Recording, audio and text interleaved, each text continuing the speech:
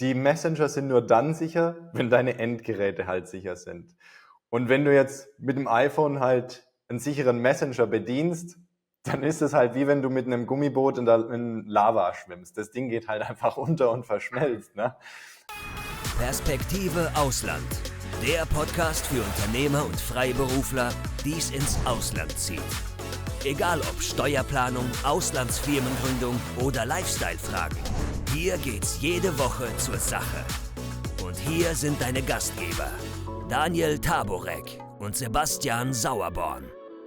Ja, in dem heutigen Podcast sprechen wir mit Chris, unserem Experten für Internet-Privatsphäre, über die kürzliche Verhaftung des Telegram-CEO Pavel Durov in Frankreich, wobei eigentlich nicht über die Verhaftung oder über die politischen Hintergründe, das überlassen wir anderen Kanälen. Aber diese Nachricht hat eben viele Menschen aufgeschreckt, auch einige unserer Mandanten, und wirft ja zahlreiche Fragen auf, wie geht das jetzt noch weiter? Also was bedeutet das für die Zukunft? Wird die Umsetzung des Digital Service Act oder andere Interessen künftig nur große Akteure treffen oder auch kleinere Plattformen, sogar den Nutzer selbst, wenn ich auf irgendeinem dieser Plattformen, zum Beispiel Telegram-Kanäle, subscribed habe, geliked habe und so weiter und so fort. Also einigen macht das schon Sorgen. Die Frage ist eben auch, ob jetzt dieser Pavel Durov dem Druck nachgeben wird und nicht nur sein Netzwerk zensieren wird, sondern noch Daten seiner Nutzer preisgeben könnte. Das sind so Themen, die einige sorgen. Viele fragen sich, wenn sie zum Beispiel jetzt einen Kanal, der vielleicht impfkritisch oder regierungskritisch ist, eben subscribed haben, dort Kommentare geliked, vielleicht sogar selbst was gepostet haben, ob sie dann, wenn jetzt meine Daten da sozusagen in falsche Hände kommen, ob sie dann auch ins Visier von Regierungen kommen könnten. Das und alles noch mehr besteht dann Gefahren. Sollte man seinen Kanal, sein Konto bei Telegram lieber schnell löschen, säubern, sichern? Oder ist es schon zu spät? Gibt es was anderes zu beachten? Andere Messenger? All das und noch mehr wollen wir dir heute sagen, wir dich löchern mit diesen Fragen und sind gespannt auf deine Antworten. Und wie gesagt, die politischen Hintergründe lassen wir jetzt mal außen vor. Da gibt es viele andere Kanäle, die das besprechen. Es geht einfach darum, wie kann ich mein Verhalten anpassen und ausrichten, sodass ich einigermaßen sicher bin. Das ist eigentlich das Thema. Und lieber Chris, danke, dass du heute wieder Zeit hast. Und vielleicht zuerst dein Statement zum Thema Telegram. Ja, lieben Dank, Daniel, für die Einladung. Ich war geschockt, wie ganz viele auch. Und natürlich hat das vielleicht weitreichende Folgen. Telegram insgesamt ist wahrscheinlich schon länger auch bekannt, ist jetzt nicht eine private Plattform oder eine Privacy-Plattform, sondern ganz, ganz viele Dinge sind eben einfach öffentlich und einsehbar. Und wir haben ja diese Apps, die wir installieren auf unseren Telefonen, die sind schon einsehbar, was da programmiert ist, aber wir können nicht auf die Server schauen. Das ist also ein Code, wo wir nicht einsehen können, was im Hintergrund passiert. Und deswegen können wir auch nicht hundertprozentig sagen, ob die Verschlüsselung, also von zum Beispiel geheimen Chats, ob das wirklich sicher ist, weil wir nicht sehen, was auf den Servern selber alles läuft. Ja, und generell hat eben Telegram da schon die Möglichkeit, auch die Daten komplett entweder Frankreich oder auch ganz anderen Ländern weiterzugeben. Also gerade die Gruppenchats oder auch die ganz normalen eigenen Chats, die jeder macht. Die wenigsten achten ja drauf, dass es also verschlüsselte Chats sind, also diese grünen, ne, mit dem Schloss oben drin. Das heißt, ich war geschockt und ich denke, der Schock sitzt auch noch bei ganz vielen sehr tief. Aber es ist auch ein gutes Wachrüttelzeichen, weil Telegram eben nicht das ist, was viele denken, sondern es ist eine Plattform, wo man sehr viel nach außen tragen kann, also gerade für die Kanalbetreiber. Aber zur sicheren Kommunikation jetzt untereinander, gerade jetzt auch für euch, für die Mandanten oder für die Familie untereinander, da ist es nicht unbedingt die beste Wahl, ja. Absolut. Ne? Also ich selbst habe mir zur Gewohnheit gemacht, also generell Risikokanäle, sozusagen Kanäle, die möglicherweise im Radar sein könnten, weil sie kritisch sind, sowieso nicht zu subscriben, zu kommentieren, zu liken, wie auch immer. Aber man weiß eben nicht, es kann heute ein Kanal, wo ich denke, der ist eigentlich okay. Wenn ich den eine Weile nicht verfolge, kann der plötzlich anfangen, in halt eine verkehrte Richtung zu gehen. Und ich habe den Kanal vielleicht oder diesen Gruppenchat habe ich vielleicht eben vor ein paar Monaten oder sogar vielleicht vor ein paar Jahren mal subscribed. Da war das ein toller Kanal, informativ, und inzwischen ändert er sich und ich bin da eben noch in der Userliste oder in der Subscriberliste drin. Aber jetzt die Frage, was tun? Also manche sagen jetzt, oh, ich muss jetzt mein Konto säubern oder ich muss das sichern und löschen. Denkst du, dass das eine gute Strategie ist? Macht das überhaupt noch Sinn? Also ich würde erstmal nicht in Panik da verfallen und mich da verrückt machen. Ich würde in dem Moment jetzt anfangen, grundlegend eine neue Überlegung zu starten, nämlich wie sieht es überhaupt aus mit meinen Daten? Also ich weiß vielleicht schon seit langer Zeit, was alles gemacht wird, dass auch mein Telefon der Spion ist, aber habe ich wirklich mich jetzt schon mal darum gekümmert? Ich glaube, den meisten geht's so. Also ich sehe das bei uns auf dem Kanal. Ich habe 90% der Menschen wahrscheinlich im Kanal, die ganz normale Endgeräte haben. Und sie wissen aber, jeder weiß es, was auch im Hintergrund eben läuft. Also ich denke, es ist einfach ein guter Anstoß, mal zu überdenken und anzufangen, komm, pack das doch an, mach es doch mal anders. Weil du weißt es im Grunde, was schon seit langer Zeit läuft. Viele Dinge, die ich so erzähle, die auch du ansprichst, die sind ja bekannt inzwischen. So, und wenn es jetzt um das Säubern geht, also deswegen, ich würde mir da jetzt keine Panik machen, deswegen, aber ich halte es schon für sinnvoll, dass man mal aufräumt. Du hast da sicherlich Chats drin, die sind Jahre alt und die ziehst du mit dir rum und du weißt eben nicht, was damit passiert. Also, wenn wir die Telegram Policies anschauen, die Privacy Policies, dann schreiben sie klar, okay, also nach 48 Stunden sind die Sachen auf unserem Server gespeichert. Das heißt, wenn du jetzt auch ganz normal schreibst, in keinem verschlüsselten Chat zum Beispiel, dann könntest du einen Selbstzerstörungsmechanismus einstellen von den Nachrichten, also Autolöschung von Nachrichten.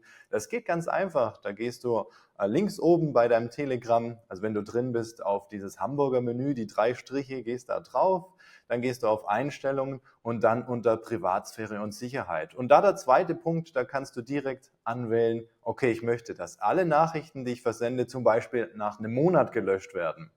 Ja, nach einem Monat, dann wären wir nicht in den 48 Stunden. Ich wähle halt da einfach einen Tag. Und da kann es natürlich dann sein, okay, der andere möchte die Nachrichten vielleicht haben gerne. Ich würde da eher dann rigoroser vorgehen und sagen, komm, dann schreibe ich es halt nochmal, diese Nachrichten, wenn irgendwas weg ist. Aber dann bin ich innerhalb den 48 Stunden. Naja, die 48 Stunden sind eben auch nur dann brauchbar, wenn wir Telegram vertrauen können.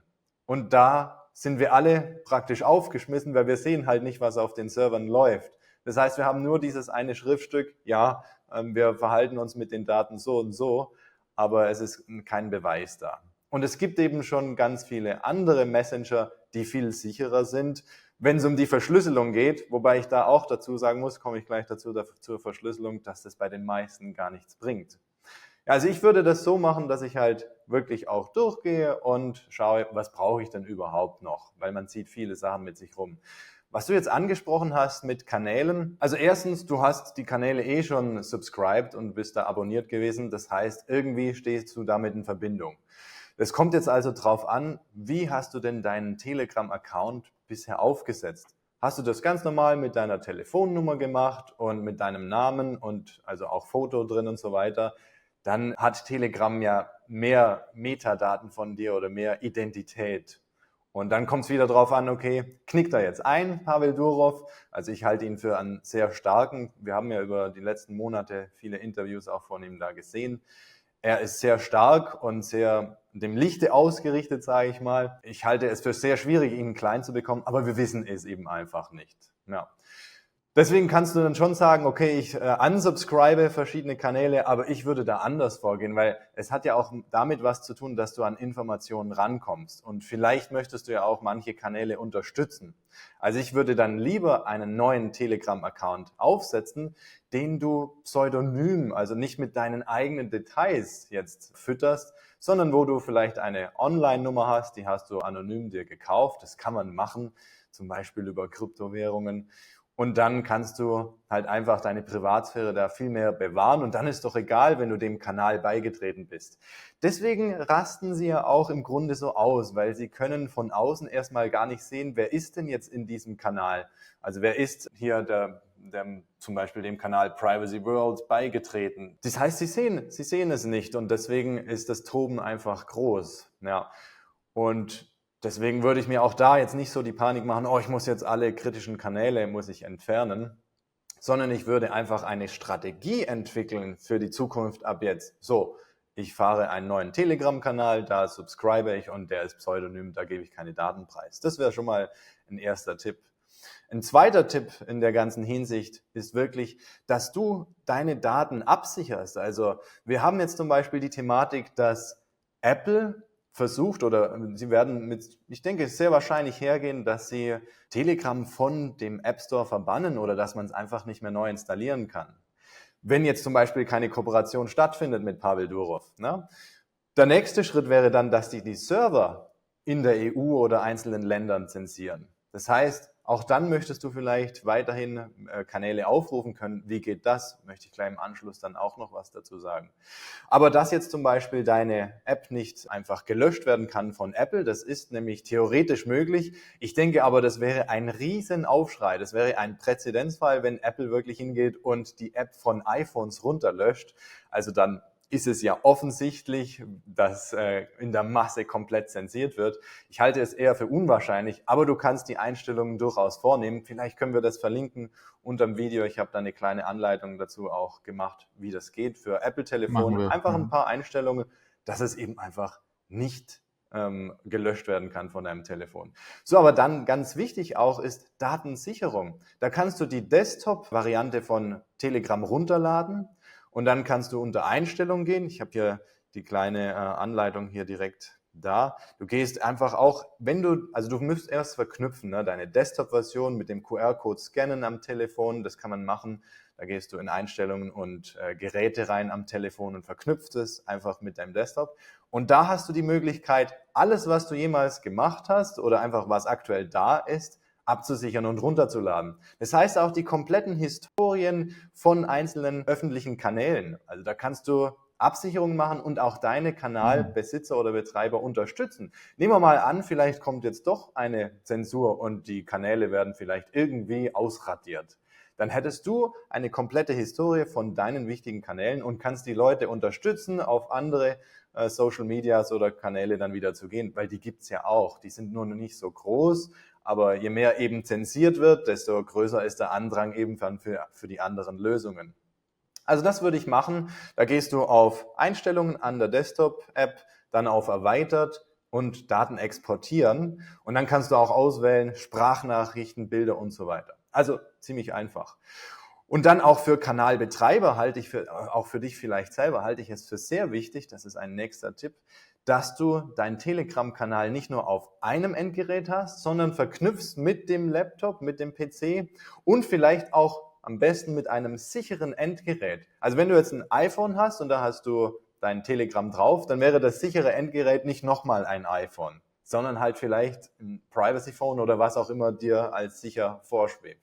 Na, und so hättest du dann, selbst wenn jetzt iPhone da doch irgendwie durchgreifen würde und würde etwas machen und du kriegst Nachrichten nicht mehr, weil das können sie auch machen, dass sie den Input zensieren von der App. Das heißt, dann kannst du immer noch mit den anderen Apps eben drauf zugreifen. Also einfach ein paar Lösungen da dazu. Ich habe auch noch ein paar weitere Sachen. Also wahrscheinlich ist es wichtig, auch über Verschlüsselung zu sprechen in dem Moment, weil die Verschlüsselung wurde entwickelt vor knapp 40 Jahren. Und das Ziel war einfach, dass vom Sender bis zum Empfänger der Nachricht, dass da niemand dazwischen abhören kann oder lesen kann. Das ist heutzutage völlig obsolet, brauchen wir nicht mehr. Es gibt keinen mehr in der Mitte, weil es wird schon direkt am Endgerät gelesen, bevor es verschlüsselt wird und direkt am Endgerät, nachdem es entschlüsselt wurde bei der gegenüberliegenden Seite. Das ist bei 90% der Menschen der Fall. Sie haben dann zum Beispiel ein iPhone oder ein vergleichbares Gerät. Und das muss man wissen. Das heißt, selbst wenn ich jetzt auf Telegram die verschlüsselte Funktion dann nutze, da kann ich hereingehen auf den Kontakt, dann oben auf den Namen klicken und dann rechts bei den 3 Punkten kann ich dann sagen, okay, ich wähle den geheimen Chat aus. Das bringt dir aber nur dann was, wenn dein Gerät sicher ist. Und in den meisten Fällen ist es da eben nicht sicher. Du hast am Anfang schon angesprochen, auch Alternativen, aber können wir ja dann gleich dazu kommen. Das ist mir einfach wichtig. Verschlüsselung funktioniert nur, wenn deine Endgeräte sicher sind. Ansonsten ist das hinfällig. Ja. Und Telegram hat das eben standardmäßig nicht drin. Deswegen ist es keine sichere Plattform per se zum Kommunizieren, sondern es ist alles im Grunde wie eine Zeitungsannonce. Wie wir jetzt dieses Video veröffentlichen, so sind deine Nachrichten in Telegram im Grunde auch. Mhm. Macht Sinn, absolut. Bevor wir dann zu anderen Messengern kommen, nochmal eine ganz wichtige Sache. Sehr, sehr viele Kanalbetreiber bei Telegram, die jetzt auch aufgeschreckt sind durch die Verhaftung von Pavel Durov, fordern jetzt ihre Abonnenten auf, bitte sendet uns eure E-Mail-Adresse, damit wir euch im Fall Telegram wird abgeschaltet und wir gehen auf einen anderen Messenger, euch dann wieder informieren können oder euch per Newsletter erreichen können. Ich weiß nicht, wie du das siehst. Also ich halte es ja für sehr, sehr bedenklich, wenn ich jetzt meine E-Mail-Adresse ganz, ganz vielen Kanalbetreibern gebe und der Kanalbetreiber eigentlich, keine Ahnung, wie geht er mit meinen privaten Daten um, am Ende hat er noch meinen Namen, weil man will ja gerne E-Mail vielleicht dann mit automatischer sehr geehrter oder lieber Herr, Vorname, Nachname schicken, wie auch immer. Am Ende registriert man sich da mit Name, Vorname, vielleicht sogar am Ende noch mit dem richtigen Namen und E-Mail-Adresse und dann landet das auf irgendeinem Server, vielleicht im Google Sheet oder in irgendeiner Excel-Tabelle, am besten noch in der Cloud. Macht dir das nicht Sorgen, dass viele dieser Kanalbetreiber jetzt ihre Abonnenten dazu auffordern? Ja, da kommt es wirklich auf mehrere Punkte jetzt drauf an. Also erstens, wie ist die E-Mail-Adresse gestaltet? Also ist das die einzige, die derjenige hat, oder ist das die Hauptadresse? Oder hätte er die Möglichkeit, auch Subadressen anzulegen und die rauszugeben? Das wäre vielleicht ein schlaues Vorgehen. Also bei zum Beispiel Protomail gibt es ja die Möglichkeit, dass sie weitergeleitet werden oder sowas. Das heißt, du könntest dann halt dich mehr schützen, eine E-Mail-Adresse herzugeben, die dann weitergeleitet wird an deine Hauptadresse, dass du es wenigstens mitbekommst. Also falsch ist es nicht von den Kanalbetreibern, sondern natürlich sinnvoll, weil das eine Kommunikationsmöglichkeit ist, die trotz allem dann funktionieren kann. Aber für jeden Einzelnen halt, du weißt es nie, was der Kanalbetreiber halt macht. Also eigentlich müsste er dir halt zeigen, guck, ich habe da eine Sicherheitsvorkehrung, deine Sachen sind alle safe und so. Aber bei den meisten ist es ja auch da so, dass das nicht der Fall ist. Also es braucht ja wirklich Arbeit, Kraft und gute Überlegung und das muss man halt dann professionell im Grunde machen. Deswegen ist mein Rat, da wirklich so zu arbeiten, eine Hauptadresse zu haben und die verknüpfen mit Unteradressen und die dann gerne angeben, klar, weil du möchtest ja auch verbunden sein. Also das kann ich jetzt ja niemandem praktisch aussprechen. Ich würde nur eher mit Pseudonymen arbeiten. Das ist doch dem Kanalbetreiber, ist doch mir egal, wie du wirklich heißt. Ich möchte ja nur, dass du die Informationen bekommst. Das heißt, du kannst da sagen, ich bin der Peter Müller und dann ist doch alles gut. Also das wäre mein Tipp in diese Richtung. Ja. Okay, jetzt kommen wir mal zu alternativen Messengern. Also ich habe übrigens schon seit langer Zeit einige Geschäftskontakte, die kann ich zwar theoretisch per WhatsApp oder anderen Messenger erreichen, aber wenn ich die versuche anzurufen, dann kommt als erstes eine Rückinfo, können wir bitte auf zum Beispiel Trima telefonieren, weil ich möchte nicht über WhatsApp telefonieren beispielsweise.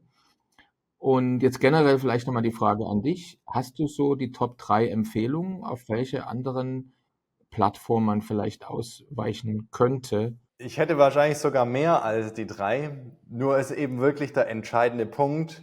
Die Messenger sind nur dann sicher, wenn deine Endgeräte halt sicher sind. Und wenn du jetzt mit dem iPhone halt einen sicheren Messenger bedienst, dann ist es halt wie wenn du mit einem Gummiboot in Lava schwimmst. Das Ding geht halt einfach unter und verschmilzt. Ne? Also von dem her, es wäre wichtig, sich darum zu kümmern, dass dein Endgerät mal einfach dann, okay, das steht stabil, da habe ich ein anderes Betriebssystem und ich stelle mich da neu ein. Und dann sehr gerne, weil dann funktioniert ja auch die Verschlüsselung. Dann kriegt ja auch niemand komplett mit, was du da schreibst. Dann ist es sehr schwer, das anzugreifen.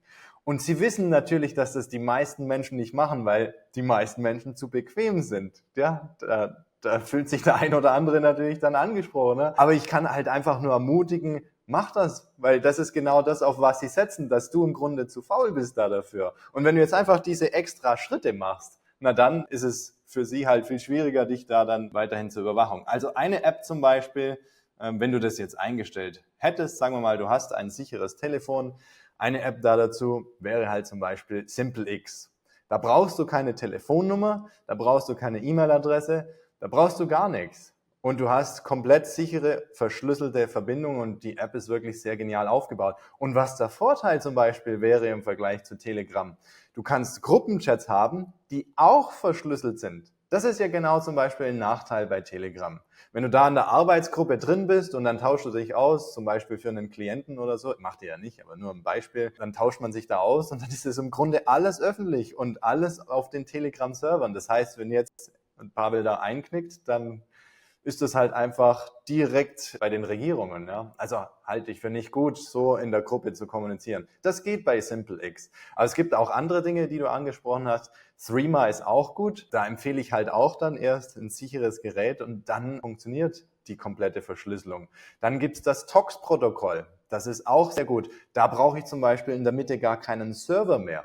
Das heißt, die Nachrichten sind ja im Grunde alle erst, wenn du jetzt mir was schickst, werden sie gespeichert auf dem Server, bis ich online komme und das Ganze abhole. So, und dann gibt's Messenger, die wirklich von Peer-to-Peer, also von Endpunkt zu Endpunkt kommunizieren. Beide müssen online sein, aber das kriegt man in der Regel auch hin. Also das ist eine sehr sichere Variante zu kommunizieren. Ja? Einfach mal, um 3 da dazu zu nennen. Sehr interessant, ja. Vielleicht ist jetzt genau der richtige Moment, nochmal drauf sprechen zu kommen, weil unsere Zeit ist jetzt auch begrenzt für dieses Gespräch und der ein oder andere hat noch viele, viele weitere Fragen. Es ist ja so, du bietest ja Hilfe an für Personen, die jetzt sagen, ich möchte jetzt mein Sicherheitslevel einfach mal erhöhen. Also ich möchte in sozialen Netzwerken, im Internet generell sicherer und unter Wahrung meiner Privatsphäre unterwegs sein. Also du bietest ja kostenlose Webinare und Kurse an oder Informationen. Für uns hast du ja schon gesagt, wir werden ja dann auch die Links einblenden noch zu den möglichen Einstellungen, die man zum Beispiel an seinem Gerät vornehmen kann.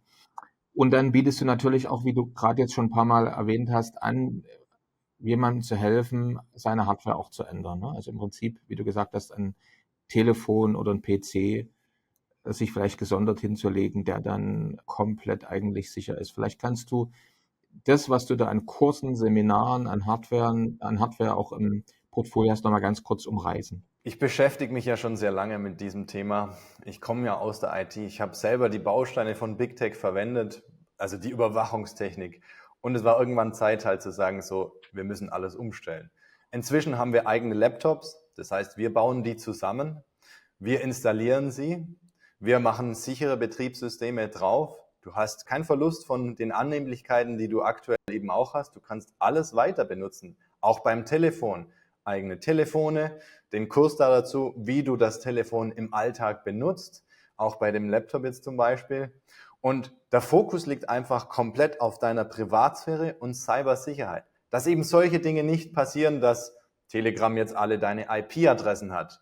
Weil das ist das, was gemacht wird. Wenn du jetzt zum Beispiel einen Link verschickst, du schickst einen Link an mich, dann wird dieser Link im Internet abgerufen, ein Screenshot gemacht, gespeichert mit deiner IP-Adresse, GPS-Location und noch andere Details. So, das passiert bei unseren Endgeräten in der Form nicht, weil die kriegen gar nicht die IP-Adresse oder die Details. Das ist alles geschützt und abgekapselt. Und das kann man technisch machen, aber da muss ein kompletter Fokus drauf sein. Also es gibt in der Form sonst keine Endgeräte, die das so können. Ja, das sind also Laptop und Telefon. Und dann haben wir ein Routersystem. Also der Router ist das Einfallstor im Grunde für jedes Zuhause oder Unternehmen. Und da kann sich der Telefondienstleister draufschalten und alles einsehen. Ja, und das ist natürlich auch verbunden mit den Regierungen. Von dem her, da kannst du sagen, da mache ich einen Schutzwall, ich nehme noch einen weiteren Privacy-Router dazu, installiere den dementsprechend und gehe immer mit VPNs zum Beispiel nach außen und route das dementsprechend. Ist nicht so schwierig einzustellen. Das sind halt dann die Grundlagen der Technik, aber es ist auch interessant, das mal durchzugehen. Und dann auch die Cloud, das ist jetzt unser neuer Kurs, der kommt online am 1. September. Die Cloud wirklich, dass du die Möglichkeit hast, zwischen deinen Privacy-Geräten alles zu synchronisieren, dass du es einfach so, wie man das kennt von der Google Drive zum Beispiel, aber dass es deine Cloud ist, dass du die Hoheit hast, dass es deine Verschlüsselung ist und dass du bestimmst, was da drauf läuft komplett und was nicht. Also das sind zum Beispiel 4 Dinge, auf die wir uns fokussieren. Wir haben auch noch ganz viele andere Sachen in the making, aber also zum Beispiel eigenes Netflix oder eigene Telefonanlage. Das sind alles wichtige Dinge jetzt zum Beispiel auch für Unternehmer.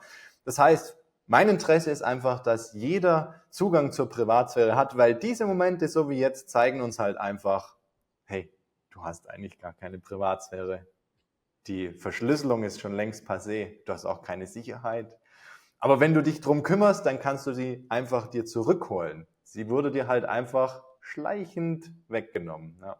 Und deswegen unser Appell, das einfach anzugehen. In dem Zuge jetzt, komm, guck's dir an, richte dich neu aus. Das ist wirklich eine gute Sache. Klasse. Jetzt ist ja so, man hat immer so Spezialisten bei diesen YouTube-Videos, die schreiben rein, oh, Video, Produktwerbung, ihr wollt euer Zeugs verkaufen.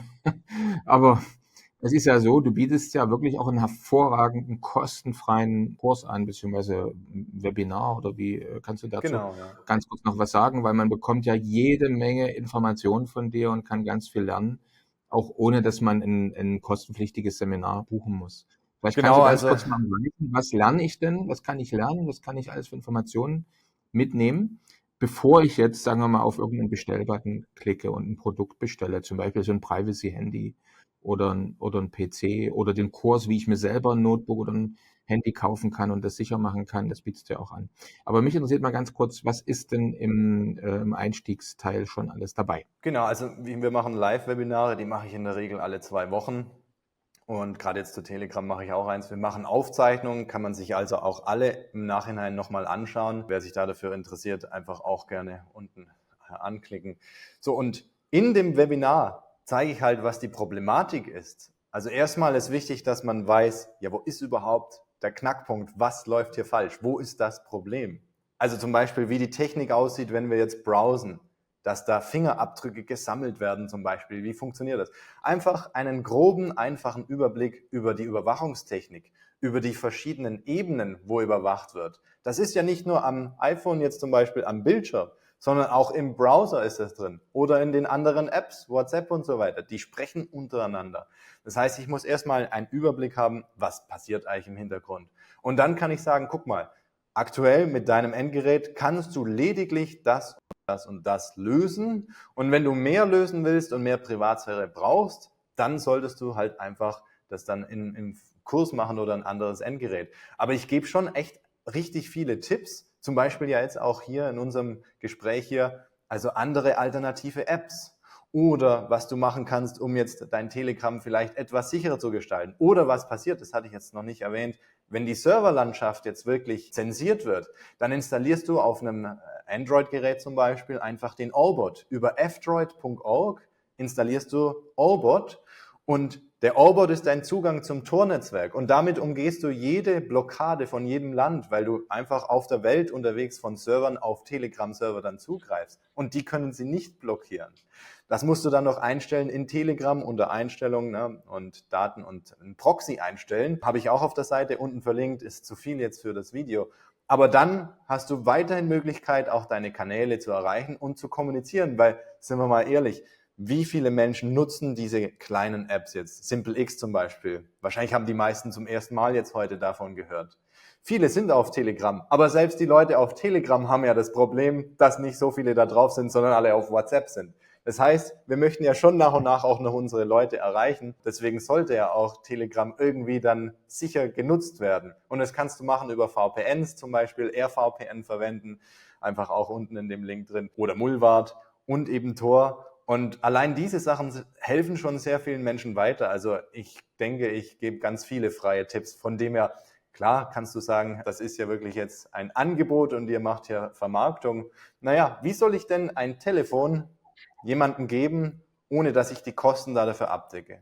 Ohne dass ich die Kosten abdecke für unseren Support. Wir sind im Grunde 24/7 erreichbar für alle Teilnehmer, selbst sogar für Nicht-Teilnehmer. Die haben Fragen zu Strategien, ne, was auch letztens auf dem Plan B-Seminar ja in Zürich der Fall war. Das heißt, da ist jemand, der hat Interesse an was, ist noch gar kein Kunde und ich nehme mir Zeit für den 1 Stunde. Ne? Also ich würde einfach mal sagen, alles hat auch seinen Preis und seinen Wert. Und deswegen ist es ja auch okay, wenn jetzt ein Telefon dann einfach gekauft werden muss oder zusammengebaut werden muss. Ja, was ich auf alle Fälle sagen kann, also ich habe es ja selber miterlebt, auf dem Plan B-Seminar hast du ja den Vortrag gehalten zum Thema und ich habe auch im Anschluss dann gesehen, wie viele der Teilnehmer sich eben davon inspirieren lassen haben, mit dir dann auch gesprochen haben und ich habe sehr viel positives Feedback auch schon bekommen. Es sind ja auch einige schon ins Handeln gegangen und haben dann angefangen, sozusagen ihr Leben, ihre Gewohnheiten anzupassen und eben noch andere Hardware zu benutzen. Da gibst du dann ja, wie gesagt, auch einige Impulse noch in dem Webinar und wir blenden, wie das letzte Mal auch, alle Links jetzt hier an der Stelle ein, auch in der Videobeschreibung, wenn wir die Links nochmal haben, sowohl zum kostenfreien Webinar, das du anbietest, als auch zu den anderen Bundles. Auf alle Fälle, Chris, kann ich auch sagen, vielen, vielen Dank. Ich bin Sehr gespannt, wie es weitergeht mit Telegram. Du hast ja auch einen Telegram-Kanal, aber Ja, genau. schauen wir mal, ob wir uns künftig auf einem anderen Kanal austauschen müssen. Ich bin gespannt, wie die Ja, Sache auf jetzt jeden ausgeht. Fall. Also, weißt du, ich würde da jetzt echt nicht so in die Panik verfallen. Natürlich ist es sehr kritisch. Es ist nicht nur ein Angriff also es ist nicht nur Zensur, was da passiert, sondern Telegram ist ja viel mehr als nur diese Messaging-App. Wenn du anschaust, die Innovationen, die sie gemacht haben, Telegram hat das TON-Netzwerk, also die Open Network, das offene Netzwerk, mit Blockchain-Technologie im Hintergrund, eine eigene Währung, eigene Apps da drauf, eigene SIM-Karten, eigene Privatsphäre-Verschlüsselungsmechanismen, die dezentral sind, eigene dezentrale Cloud-Lösungen, eigene Datings-Apps. Ja? Also das ist sehr viel, was Telegram da geschaffen hat. Und natürlich ist es ein Dorn im Auge. Deswegen ist es auch ein massiver Angriff auf Innovation. Aber weißt du, die Menschen suchen sich dann schon, was sie haben möchten. Und dezentrale Systeme kriegst du ja nicht so klein. Also mit Sicherheit wird es weiterlaufen, Telegram. Die Kanäle werden auch vorhanden sein. Da mache ich mir ehrlich gesagt keine großen Sorgen. Uns findet man unter Privacy World auf Telegram, alles zusammengeschrieben, ohne Vokale, das Privacy. Und ansonsten gibt es so viele Alternativen schon von Plattformen oder von dezentralen Systemen, Social Medias. An der Stelle einfach mal Nostr ist eine dezentrale Plattform, da bist du in der Kontrolle im Vergleich jetzt zu Facebook oder so von deinen Daten. Das heißt, du kannst sie delegieren auf einen Server und wenn die Plattform dir nicht mehr gefällt, was sie machen mit ihren Datenschutzgesetzen oder was auch immer, ziehst du alle Daten ab und delegierst sie an eine andere Plattform. Also diese Technik existiert bereits. Spannend. Und da haben sie Angst davor und diese Technik kriegst du aber nicht mehr klein. Also Mathematik kann man nicht verbieten und was man sich im Kopf merken kann, wie ein Private Seed oder Private Key, kann man eben auch nicht verbieten. Ja. Also ich bin da sehr positiv gestimmt und natürlich bin ich auch gespannt, was rauskommt mit Pavel Durov, aber wahrscheinlich zieht es sich auch etwas. Hast du denn eigentlich einen Plan B? Was käme bei dir eventuell nach Telegram in Betracht? Ja, wir haben einen Plan B. Ich hab noch gar nicht darüber gesprochen, das ist jetzt das erste Mal. Also wir entwickeln eine eigene App. Und diese App hat sehr viele Funktionen zur Privatsphäre, unsere Kurse, freie Tipps, aber auch eben noch ganz andere Dinge, die entscheidend sind, wenn Zensur um sich schlägt. Also so viel kann ich an der Stelle schon mal sagen, ja. Gibt es denn die dann auch für iPhones? Tja, das wird dann spannend, ne? Also das können wir schon machen, aber wie gesagt, es ist halt immer wichtig zu wissen, Endgeräte, ich kann dir dein iPhone halt nicht sicher machen, aber ja, also auf dem iPhone sollte das dann auch gehen, weil ich möchte auch die Menschen erreichen. Also das hat ja dann was damit zu tun, dass auch die Benachrichtigungen rausgehen können, wenn Telegram einfach nicht mehr so erreichbar wäre oder E-Mails nicht angegeben werden. Mit einer App, Absolut. Da erreiche ich halt die Menschen weiterhin. Und ich denke, das werden wir auch aufmachen für andere, um diese Plattform zu nutzen. Aber wir sind in der Entwicklung, genau. Absolut. Chris, ich kann nur sagen, vielen herzlichen Dank für die Zeit und für die vielen, vielen Tipps, die du uns wieder gegeben hast oder unseren Mandanten, unseren Zuschauern und Zuhörern.